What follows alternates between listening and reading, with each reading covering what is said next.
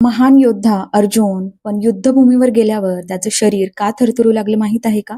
तर चला त्यासाठी आपण आज बघूयात भगवद्गीता अध्याय 1 मधला श्लोक नंबर 29 आणि 30.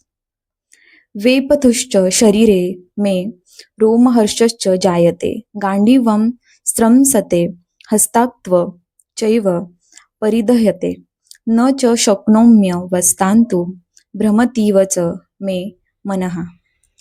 तर अर्जुन म्हणतो, हे कृष्णा, माझं शरीर थरथरत आहे, माझ्या अंगावर शहारे येत आहेत, माझ्या हातातून गांडीव धनुष्य निसटत चाललं आहे, माझी त्वचा जळत असल्यासारखी मला वाटत आहे. तर यातून म्हणजे असं होतं कधी कधी की अशी परिस्थिती आपल्या समोर येते की जेव्हा मोठमोठे धैर्यवान आणि ताकदवान लोक सुद्धा त्या परिस्थितीचा सामना करू शकत नाही, तेव्हा त्यांचं मन अस्थिर होऊन जातं.